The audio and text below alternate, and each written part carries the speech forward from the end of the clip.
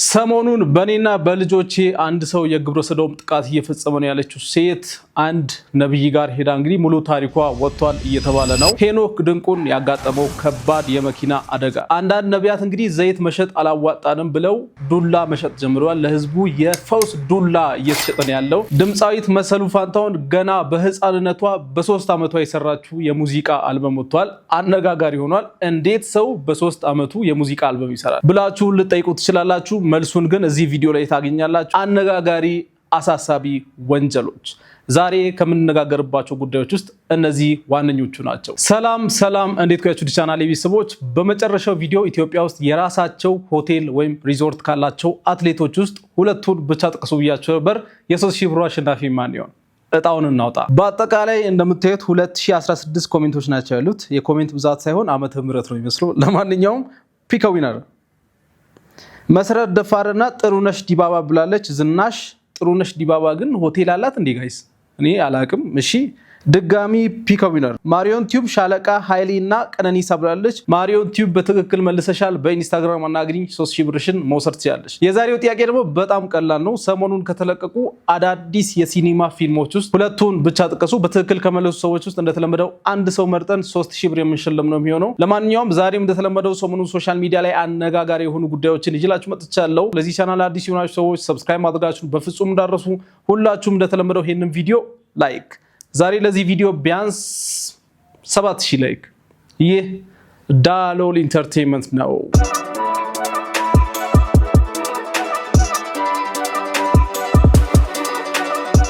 ቴምር ሪል ስቴት ለመጨረሻ ጊዜ ባወጡት ማል ፒያሳ ሊሴ ትምህርት ቤት ጀርባ ቅድመ ክፍያ ከ693 ሺህ ብር ጀምሮ ከባለ 1 እስከ 3 መኝታን ያካተቱ ዘመናዊ የመኖሪያ ቤቶችን ይዞ ቀርቧል። ቴምር ሪል ስቴት እንደምታውቁት እንግዲህ ባለፉት 8 ዓመታት ውስጥ 7 ፕሮጀክቶችን ጥንቅቅ በማድረግ አስረክቦ ብዙሃንን የቤት ባለቤት ማድረግ ችሏል።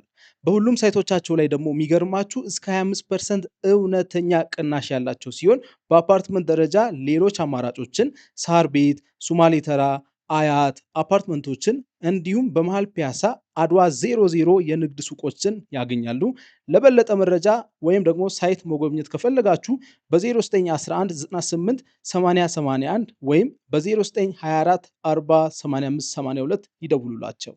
ቴምር ሪል ስቴት። ወደ መጀመሪያው ጉዳይ ስንገባ እንግዲህ ከቅርብ ጊዜ ወዲህ በጣም አዳዲስና ያልተለመዱ ወንጀሎች እየተፈጸሙ ነው ያሉት። በጣም ብዙዎችን እያስቆጡ ነው እነዚህ ወንጀሎች። አሁን ደግሞ የመጣው ይሄ አፍዝዝ አደንዝዝ ነው ምናምን ይባል። አፍዝዝ አደንግዝ ነው አደንዝዝ የሆነ ነገር ይባላል። ሰዎች ይመጡና ይነኳቸዋል፣ የሆነ ነገር ያደርጓቸዋል፣ እናንተ ምንም አታውቁም። እና ከዚህ ጋር በተያያዘ በጣም ብዙ ሰው ሲከራከር ነበር እንደዚህ አይነት ነገር የለም እያለ። ሰሞኑን ግን የወጣው አንድ የሴኩሪቲ ካሜራ ፉቴጅ ሰዎችን ሲያነጋግር ነበረ። አንድ ባለሱቅ በተደጋጋሚ ዝም ብሎ ገንዘብ እየሰጣቸው ለሆኑ ሰዎች የተቀረጸ ቪዲዮ አነጋጋሪ ሆኖ እስቲ አይተነው እንመለስ።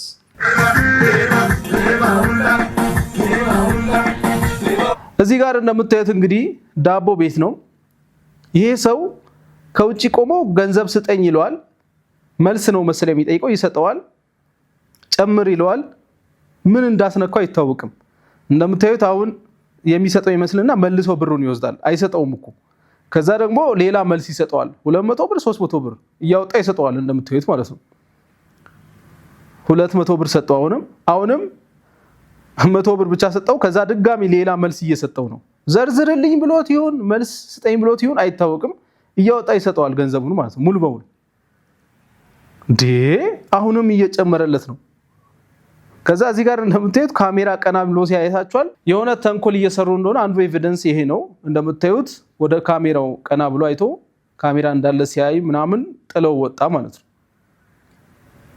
ይሄ ነገር በቃ ከባድ ሆኗል ጋይስ። ምንድነው እያደረጉን ያሉት? በቃ መንገድ ላይ ሰላም ይሏቸዋል፣ የሆነ ነገር ያደርጓቸዋል። እናንተ አታውቁም። ከናንተ ንብረታችሁን፣ ገንዘባችሁን ይወስዳሉ ማለት ነው። እንዴት ነው አሁን ከዚህ በኋላ ሰው ሰላም ምንለው? መንገድ ላይ ሰው ሰላም ማለት የእግዚአብሔር ሰላምታ ራሱ አስፈሪ የሆነበት ዘመን ላይ ደርሰናልና በጣም ያስፈራል። እኔ የሚያስፈራኝ ይሄ ንብረት መሰረቁ አይደለም ወይ 200 ብር 300 ብር 1000 ብር ወይ ደግሞ የ100 ሺህ ብር ስልክ ምናምን፣ እሱ ንብረት ነው። ንብረት ይመለሳል፣ ገንዘብ ይመለሳል። ተሰርቶ የተገኘ ነገር ነው። ቢጠፋም ሰው ተባብሮ ወይ ይሰጣል ወይ ደግሞ ይመለሳል። እኔ የሚያሳስበኝ ምንድነው ታውቃላችሁ? በቃ በህዝቡ ዘንድ መተማመን የሚባለው ነገር ጭራሽ እየጠፋ ነው ያለው። እንዴት ታምናላችሁ? አሁን መንገድ ላይ ሰው አግኝቷችሁ ሰላም ቢላችሁ እንዴት ሰላም ትሉታላችሁ? መኪና ራሱ አንዳንዴ መስኮት ዝቅ አድርጋችሁ የሆነ ሰው ይመጣና የሆነ ነገር ሊያወራችሁ ሲፈልግ አእምሯችሁ ላይ ወዲያውኑ የሚመጣው ነገር ነው ይሄ ሰውዬ በቃ ሊሰርቀኝ ነው ወይ የሆነ ነገር ሊያደርገኝ ነው ብላችሁ ነው የምታስቡት። ምክንያቱም ከምታዩት ነገር አንፃር ማለት ነው። እኔ የሚያሳስበኝ ይሄ ነው። በቃ እርስ በርስ መተማመን የሚባል ነገር ሊጠፋ ነው። እርስ በርስ መተሳሰብ የሚባል ነገር ሊጠፋ ነው።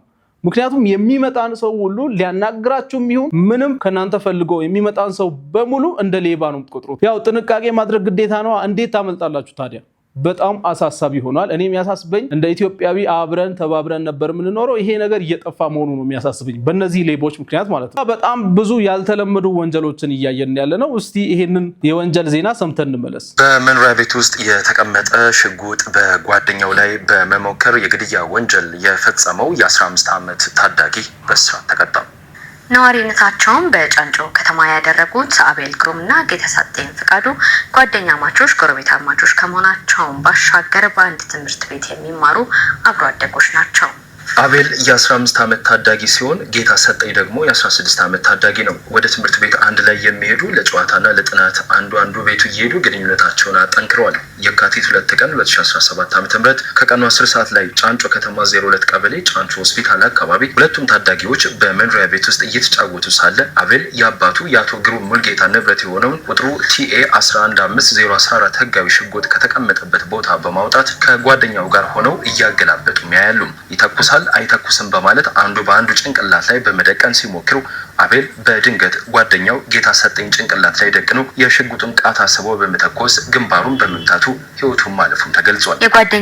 በጣም የሚገርም ነው። እንግዲህ ቤት ውስጥ የተቀመጠ ህጋዊ ሽጉጥ አውጥተው አንዱ ላይ ዝም ብለው ይሰራል አይሰራም የሚለውን ነገር ሲሞክሩ ነው የተፈጠረው ነው የሚለው ዜናው። እዚህ ጋር በጣም ብዙዎችን ያበሳጨውና የብዙ ሰዎች ጥያቄ የሆነው ነገር ምንድነው? እንዴት ህጋዊም ይሁን ህገወጥም ይሁን ሽጉጥ የሚባል ነገር ጥይት የሚባል ነገር የሰው ነፍስ የሚያጠፋ በጣም አስፈሪ ለመንካት ራሱ የሚከብድ ነገር ይሄንን እንዴት ልጆች የሚደርሱበት ቦታ ያስቀምጣል ቤተሰብ በሚል በጣም ብዙ ሰዎች ተቆጥተዋል። በአሜሪካ በተለያዩ አውሮፓ ሀገሮች ላይ የምናየው የስኩል ሹቲንጎች ማለትም ተማሪዎች ከቤት ሽጉጥ ይዘው መጥተው እዛ ጋር ከነሱ ጋር የሚማሩትን ተማሪዎች ከነመምህራኖቻቸው በሙሉ እየተኮሱ ችግር የሚፈጥሩት ቤተሰቦቻቸው ወላጆቻቸው ያስቀመጡትን ጥይት ወይም ሽጉጥ ይዘው በመውጣት ነውና ኢትዮጵያ ውስጥ እንግዲህ ሽጉጥ የሚባል ነገር ቤት ውስጥ ካለ ራሱ ልጆች በጭራሽ አይተውት ራሱ አያውቁም። ሽጉጥ ያለበት ቤት ካላችሁ ያንን ሽጉጥ በአይናችሁ እንድታዩ ራሱ አይፈቀድላችሁም እንኳን መንካት ማለት ነው። ይሄ በጣም ትክክለኛ እርምጃ ነው። ቤተሰብ ወላጅ እንግዲህ መጠንቀቅ አለበት። ሽጉጥ አንስቶ የ15 የ16 ዓመት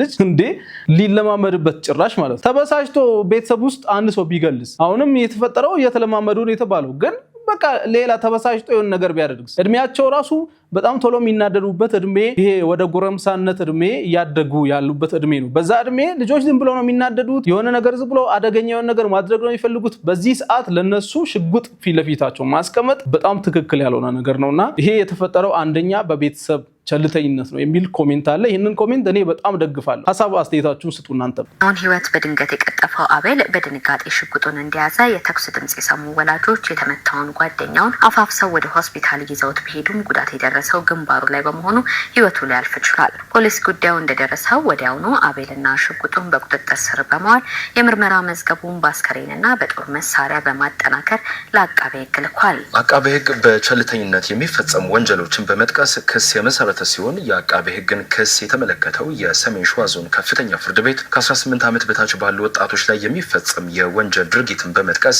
ሰኔ 17 ቀን 2017 ዓ.ም በዋለው ችሎት ታዳጊው በ3 ዓመት እስራት እንዲቀጣ ውሳኔ ማስተላለፉን የሰሜን ሸዋ ዞን አቃቤ ህግ ጽሕፈት ቤት የተለያዩ ወንጀሎችን ምርመራ አቃቤ ህግ ዳንኤል ንጉሴ ተናግሯል ስትል መባወርቅን ዘግባለች። በጣም ያሳዝናል። የዚህ ልጅ ወላጆች ምን እንደሚሰማቸው ማሰብ ቀላል ነው። ነገር ግን ያው ለጥንቃቄ አንዴም ይሄ ልጅ ህይወቱ አልፏል። ፍትህ ለማግኘትም የተካሄደበትን ነገር አይታችኋል።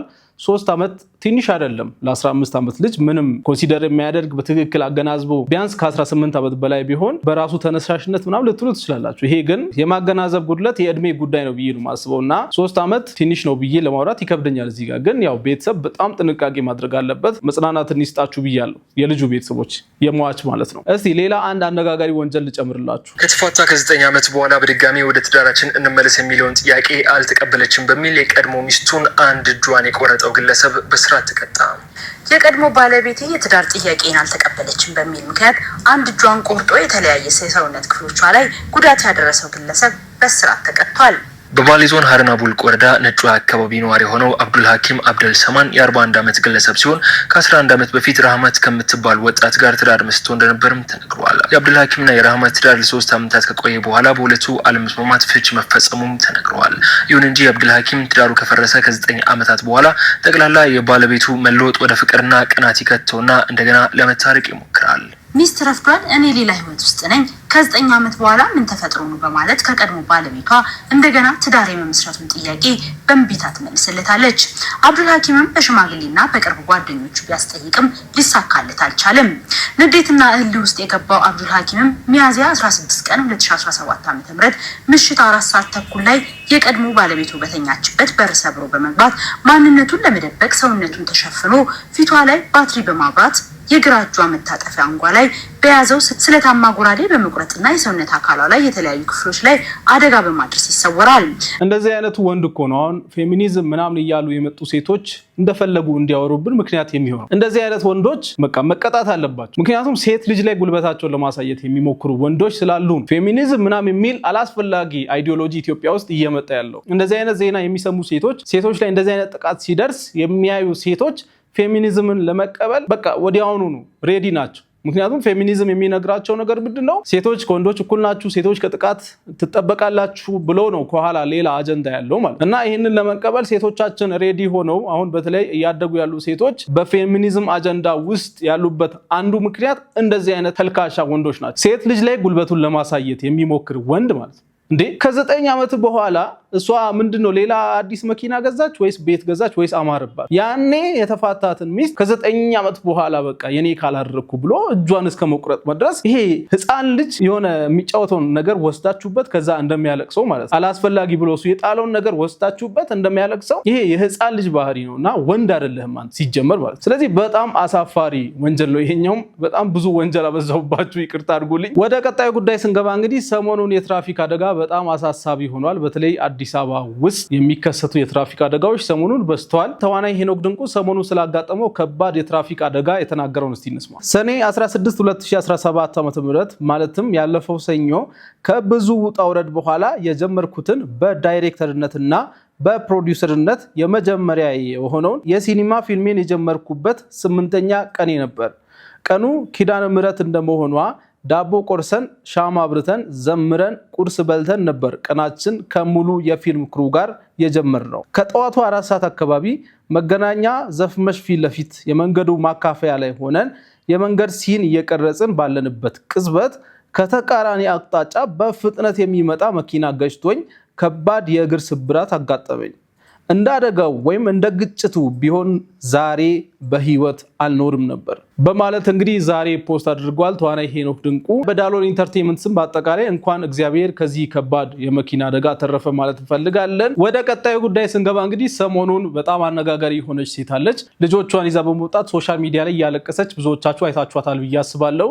አንድ ሰው እንግዲህ በልጆቼም በኔም የግብረ ሰዶም ጥቃት እያደረሰብኝ ነው በማለት ተናግራ ፖሊስ ማስረጃ ቢፈልግ ማግኘት አልተቻለም። ሶሻል ሚዲያ ላይ ስታለቅስ ያዩት ሰዎችም በተቻለ መጠን ይሄንን ነገር አጣሩልን ብሎ ብዙ ሰዎች ለማጣራት ሞክረዋል፣ ግን መረጃ ማግኘት አልተቻለም። አሁን ደግሞ ሰሞኑን እንግዲህ አንድ ነብይ ጋር ትንቢት ሲነገራት ህይወቷ ሲነገራት አይተናል። የቪዲዮ ተምኔል ይሄን ይመስላል። በጣም የሚገርማችሁ ነቢያት የሚባሉ ሰዎች እንግዲህ የሚጠቀሙትን ተምኔል እያያችሁ፣ ተምኔል ማለት የቪዲዮ ከቨር ማለት ነው። የሰሞኑ ውዝግብ ይላል እውነቱን ነብዩ ዘረገፈው ይላል። ከዛ ከታች ደግሞ ባልሽ ከሌላ ሴት ጋር ይተኛል ምናም ብሎ ተመልካች ለመሳብ የሚያደርጉት ጥረት ይገርማል። እኛ ዩቲዩበሮች ተምኔል የተለያየ ተምኔል እንጠቀማለን። በእኛ በኩል ችግር አለ ይገባኛል። ነገር ግን አንድ ሰው ነብይ ሆኖ ፕሮፌት እንትና እየተባለ ፓስተር እንትና እየተባለ እንደዚህ አይነት ተምኔል መጠቀም ምን ማለት ነው? ሌላ ተመሳሳይ አንድ ተምኔል ላሳያችሁ። ነብዩ አልተረፈም፣ ዲያቆኑን ደበደቡት፣ ቸርቹን አተራመሱት፣ የተፈጠረው ምንድነው ምናምን ብለው እዚህ ጋር ሰውየውን እንደምታዩት ደም አለው ጭንቅላቱ ላይ ማለት ነው፣ ግንባሩ ላይ ደም አለ። ግን ቪዲዮን ከፍታችሁ ስታዩ የምንም ደም የለም።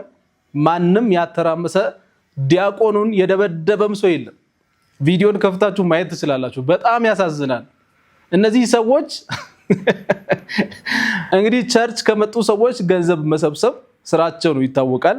ነገር ግን ዩቲዩብ ላይ የሚጠቀሙት ቃል ዩቲዩብ ላይ የሚጠቀሙት ተምኔል ራሱ በጣም የሚያሳፍር ነው። ለማንኛውም ወደ ሴትዮዋ ታሪክ እንመለስ። ምንድነው የተነገራት ትንቢት? እስቲ እንስማ። እህቴ አይቼሻለሁ፣ አየውሽ፣ ሳይሽ 25 ግራም ወርቅ ከናንተ ቤት ጠፍቷል። ወርቆች ከናንተ ቤት ጠፍቷል 25 ግራም ተፈልጎ ሊገኝ አልቻለም። ፕሊስ እጅሽ ማየት ፈልጋለሁ። ነይ ማን እንደወሰደው ነግርሻለሁ። ማን ጋር አሁንም እንዳለ ነግርሻለሁ።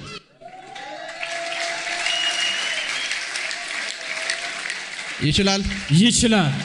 እርግጠኛ ናችሁ? ይችላል። በደንብ ይችላል። እርግጠኛ ናችሁ? ይችላል። የእናንተን ነገር መቀየር ይችላል። የእናንተን ነገር መፈወስ ይችላል። ነፃ ማውጣት ይችላል። ነይ ወደዚህ። እጅሽ ለቀቂ። መንፈሳዊ ዓለም ላይ ከዚህ ቤት ወጣው። መንፈሳዊ ዓለም ላይ ከዚህ ቤት ወጥቼ እናንተ ያላችሁበት ሰፈር ውስጥ ገባው። እናንተ ያላችሁበት ሰፈር ውስጥ ገባ ለተንቢ ፕሮፌሰር የእናንተ የቤታችሁ መግቢያ እኔ የሚያስቁኝ ባይዘው ወይ ነብዮቹ አይደሉም። ነቢያት እንኳን ስራቸው ነው፣ ግን ከኋላ የሚያጅቡ ሰዎች ልክ እንደ ሙዚቃ ወይ እንደ ዲጄ ምናምን እንደሚሉ ሰዎች ከኋላ ልተንቢ ሲባል ፕሮፌሰር yes man of god ምናምን የሚሉ ሰዎች አሉ ከኋላ ማይክ ተሰጥቷቸው እነሱ ናቸው። እኔ በቃ በጣም ሽቴ እስኪወጣ ነው የሚያስቁኝና ምንድነው ያደርጋችሁ ያላችሁት? ከኋላ የምታጅቡት ምንድነው? እና ፕሮፌሰር ምናምን ይላሉ። የሆነ ንግግሩን ድምቅ ለማድረግ ከኋላ ይገባሉና ፊቸሪንግ ብትገቡ ሰዎች ግን ታስቁኛላችሁ የምር። ርብራብ ታውቂያለሽ? የእንጨት ርብራብ እንጨት የኛ ቤት ነው። ታሪኩ ረዘም ይላል፣ የቆየ ታሪክ ነው። ችግር የለውም። እሺ እኔ እነግርሻለሁ። ለተንቢ ፕሮፌሰር እና እዛ ቤት ፕሮፌሰር ዳዲ ነው ያለው። ጭራሽ ዳዲ ነው። ጂሰስ ወጣው ያሳፍሮሽ። ይቀጥል። ውስጥ የምትወጣ እዛ ቤት ውስጥ የምትወጣ አንድ ሴት አየሁ። የማያት ሴት ተለቅ የምትል ሴት ነች። በጣም ተናጋሪ ነች። ምንም ብትናገር ማሳመን የምትችል ሴት ነች። ይቺ ሴት ቅዳሜ የሚባል ቀን ውስጥ እናንተ ቤት መጣች። ቅዳሜ የሚባል ቀን ውስጥ እናንተ ቤት ተንቢ ፕሮፌሰር ከዛ ወርቁን አየችው። ባይዘቤ 1 2 3 4 5 1 2 3 4 5 የእናንተን ወርቅ ፀሐይ ጋር ነው የማየው። እሺ ጎረቤት የሆነ ሴት ነው የማየው፣ ፀሐይ የምትባል። በወቅቱ አግብቶኝ ከነበረ ሰው ጋር ስለነበር የተጣላሁት እኔ እሱን ነው ስቲል የምጠረጥረው። እሱ ነው ማለት ሁሉም የጣት ቀለበቴም የጆሮዬም ምንም አንድ ላይ ነው። ፀሐይ የምትባል ልጆቼ ተደፈሩብኝ የኢትዮጵያ ሕዝብ ድረሱልኝ ከማለት ደግሞ አሁን ወደ ወርቅ ተቀይሯል። ኧረ ተው። የኢትዮጵያ ሕዝብ እኮ ይደክመዋል ጋይስ። የኢትዮጵያ ሕዝብ እኮ ጉልበት አለው። ጉልበቱ የሆነ ሰዓት ላይ ይደክመዋል ማለት ተጫወቱበት እኮ ሕዝቡ ላይ በቃ ተጫወቱበት። እንዴ አሁን ሕዝቡ በሙሉ ተነስቶ አልቅሶልሽ ልጆችሽ ምን ሆኖ ተደፈሩ ብሎ ልክ እንደራሱ ጉዳይ ያንን ጉዳይሽን አይቶ እንትን ካለ በኋላ አሁን ደግሞ መተሽ በጣም ያሳዝናል። በጣም ልጆቿ ባይዘወይ ሌላ ሀገር ቢሆን የዚህችን ሴት ልጆች አይታችኋል ብዬ አስባለሁ። ሰርካለም አስራት ምናምን ነው የሚባለው ቲክታክ አካውንቷ ገብታችሁ ልጆቿን አምጥታ ልጆቼ ተደፈሩ እንደዚህ ያደርገኛል በማለት ወጣ እንደምትለምን ነው መረጃ ያለኝ ማለት ነው። እና ሌላ ሀገር ቢሆን ልጆችሽን መንግስት ካንቺ እጅ ነጥቆ ወስዶ አንቺን ሕክምና ቦታ ነበር የሚልክሽ። ልጆቿ ምን ያክል ጉዳት እየደረሰባቸው እንደሆነ ማወቅ ቀላል፣ ሁሌ የሚነገራቸው ሁሌ እንዲያወሩ የሚደረጉት ነገር ማለት ነው። ዮሐና ዮሐንስ የሚል ዩቲዩብ ቻናል ላይ ቀርበው ከልጆቿ ጋር ያወሩትን ነገር ገብታችሁ አሁን ደግሞ ቸርች መጣ ደግሞ በእንደዚህ አይነት መንገድ ድራማ ይሰራብናል። ስሩብን፣ ተጫወቱብን። እኛ ኢትዮጵያ ሕዝብ ማለት መጫወቻ ሆኗል። አሁን የተከራተትኩ ነው። ቤት ኪራይ የምከፍለው የለኝም። ከመሞቴ ጌታ ነው አንተ ጋር እኔ የምልሽ የቤት ኪራይ ስንት ብር ነው? ለኔ የሚገባ አይደለም፣ ብዙ ነው። ለኔ የሚገባ አይደለም። ልጅ አለው አናከራይም እያሉኝ 6500 ብር ነው የከፈልኩት። 2 ልጅ አለው አናከራይም ይሉኛል። እኔ ግራ ገብቶኛል። አእምሮዬ በሽተኛ ሆኗል። እኔ ጌታ በቃሽ በለኝ። ማርያም ቤተክርስቲያን እየተንከራተትኩኝ መለመን ብቻ ነው የኔ ስራ። ልጆቼ የኔ ህይወት ተበላሽቷል። እነዚህ ብላቴናዎች ግን እንዲወጡልኝ ይፈልጋለሁ። እሱ እንዲወጣልኝ ይፈልጋለሁ። የኔ ህይወት በቃኝ። ተንከራተትኩ። ምናምን ቤት ቀየርኩ። የኔ ህይወት ተበላሽቷል። የኔ ጌታ እህቴ ያስጨንቀሽ የቤት ኪራይ እንደሆነ ይገባናል ችግር ውስጥ እንደሆንሽ ይገባናል ለዚህ ደግሞ የኢትዮጵያ ህዝብ ከምታስቡት በላይ እንኳን የቤት ኪራይ ይቅርና በሚሊዮኖች 3 ሚሊዮን 4 ሚሊዮን ብር አውጥቶ የሰው ልጅ እንዲታከም ውጭ ሀገር ሄዶ እንዲታከም ህይወቱ እንዲቀየር ያዋጣ ሶሻል ሚዲያ ላይ ያለው ማህበረሰብ ምን ያክል ኮንትሪቢዩት እንዳደረገ እያያችሁ ስለዚህ ያንቺ የቤት ኪራይ ለኢትዮጵያ ህዝብ ተራ ነገር ነው አንቺን እንርዳ ቢል ማለት ነው ነገር ግን በማጭበርበር አይደለም ነገር ግን በማይሆን መልኩ አይደለም ህዝቡ ላይ መጫወት ይብቃ መተሽ አይ ይሄ እንደዚህ ያልኩት ነገር ስተት ነው ነገር ግን የቤት ኪራይ ችግር አለብኝ እባካችሁ እርዱኝ እንደዚህ የሆንኩት በሙሉ በችግር ምክንያት ነው እርዱኝ ብትይ የኢትዮጵያ ህዝብ ይረዳሻል ነገር ግን በማጭበርበር አይደለም እና በጣም ያሳዝናል ህዝቡን መጫወቻ ማድረጋቸው በጣም ነው የሚያሳዝነውና እባካችሁ ተመለሱ እነዚህ ሐሰተኛ ነቢያት ደግሞ ስራቸው ነው ይሄንን መቼ እንደሚያቆሙ አላቅም አሁን ደግሞ የዘይት ችርቻሮ ሽያጭ አላዋጣ ሲላቸው አሁን ደግሞ ዱላ የሚሸጡ ራሱ መጥተዋል ዱላ የገዢነት በትር በሚል የተዘጋጀ ታላቅ ኮንፈረንስ ነገ ማክሰኞ ከ4 ሰዓት ጀምሮ ጠዋት በዞዌ ዩናይትድ ይደረጋል የመጣችሁ ታላቅን ታምራት እነዚህ የተዘጋጁ ምሳሌዎች ናቸው በትርነት የገዢነት ምሳሌዎች ናቸው እግዚአብሔር በተራራ ላይ በተናገረው በሰማነው ድምጽ መሰረት ይሄንን ለህዝቡ ለብዙዎች እንሰጣለን ብለናል ነገ ማክሰኞ ከ4 ሰዓት ጀምሮ በዞዌ የመጣችሁ የእግዚአብሔር ኃይል እንድትካፈሉ እንላለን ወዳቸዋለሁ ተባረኩልኝ ሻሎም አባዬ በቃኝ እውነት አዎ አንዳንዶች ላይ ሸጡ ይችላሉ መጀመሪያ አካባቢ በነፃ በትር ምናምን ዘይት ምናምን ይሰጧቸዋል በነፃ ይሰጧቸዋል በዛ ሰዓት ምንድነው የሚደረገው ታቀላችሁ ይሸጣል ብሎ የሄደ ሰው ዘይት ይሸጣል በትር ይሸጣል ብሎ የሄደ ሰው መጀመሪያ ላይ በነፃ ሲሰጠው እንዴ እነዚህ ሰዎችማ ጤነኛ ሰዎች ናቸው ምናምን ማለት ይጀምራል ቀጣዩ ቀን ስትሄድ መጀመሪያ 500 ብር ያሰቡትን 2000 ብር አድርገው ይሸጡልሃል ይሄ በቃ ማለት መናገር ራሱ ይከብዳልና እባካችሁ አይ ምን እባካችሁ ብልም ትርጉም የለውም ግን ህዝቡ ቢነቃ ጥሩ ነው እኔ እነሱ አይገርሙኝም ግን ዝም ብሎ እየሄደ ገንዘቡን የሚበትን ህዝብ ያሳዝነኛል ዝም ብላ አጠና ተራ ሄደ ፈላልጠ እንጨት ቅርጻ ሲዛምጥተ ቸርች ውስጥ የገዢነት በትር ማንን ነው የሚገዛው ራሱን ያልገዛ ሰውዬ ማንን ነው የሚገዛው እና ግዙ የገዢነት ብትር ብላችሁ ሰሞኑን ፊጋ መብራት አካባቢ ባንክ አካውንቶቻችሁ ላይ ቡካችሁ ላይ ዘይት አስቀቡ መታችሁ ተብሎ መንገድ ተዘጋግቶ ስንሰቃይ ነበር ባይዘውይና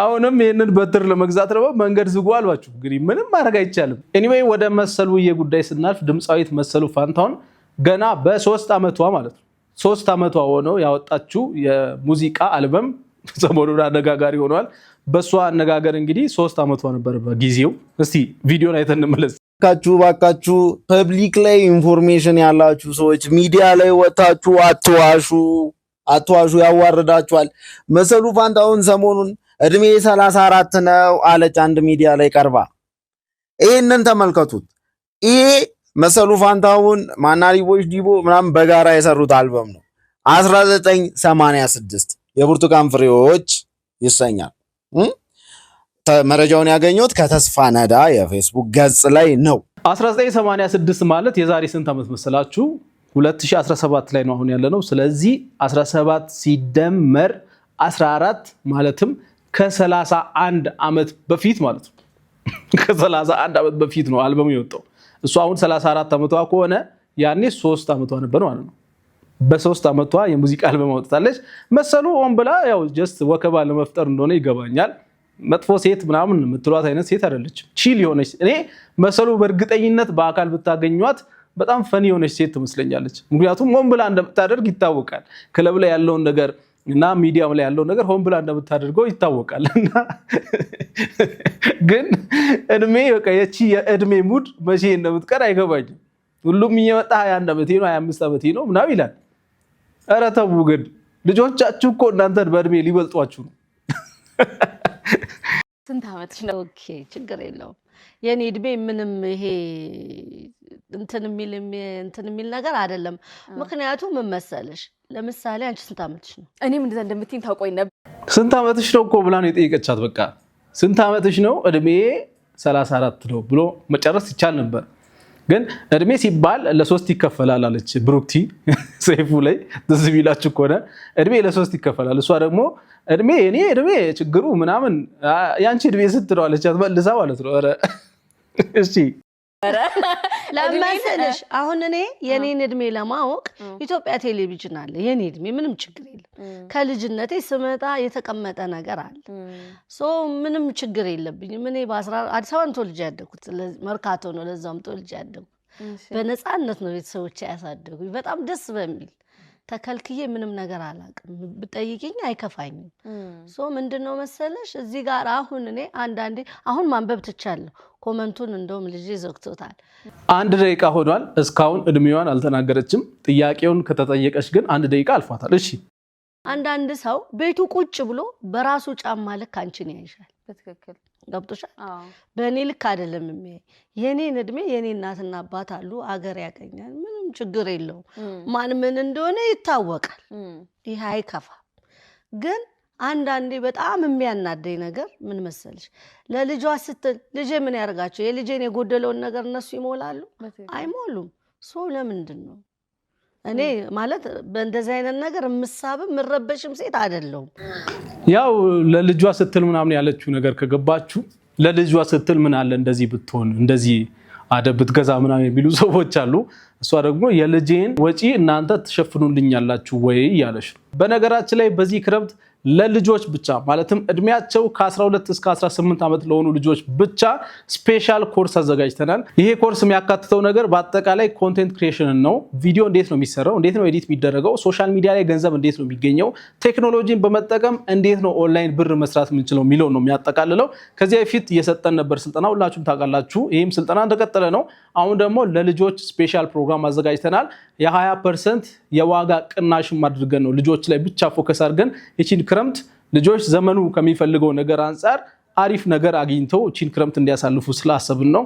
ስለዚህ ልጆች ያሏችሁ ሰዎች በአካል አዲስ አበባ ውስጥ 22 ብርያ ሞል ላይ እንገኛለን። እናም ደግሞ በኦንላይን ከየትኛውም ዓለም ሆናችሁ ከ12 እስከ 18 ዓመት እድሜ ላይ ያሉ ልጆች ካሏችሁ አስመዝግባችሁ የ1 ወር ስልጠና በኦንላይን መውሰድ ይችላሉ ማለት ነው። ለማንኛውም የዛሬው ቪዲዮ ይህንን ይመስል ነበር። ሌላ ጊዜ በተሻለ ቪዲዮ እስከምንገናኝ ድረስ መልካም ቆይታ ይሁንላችሁ።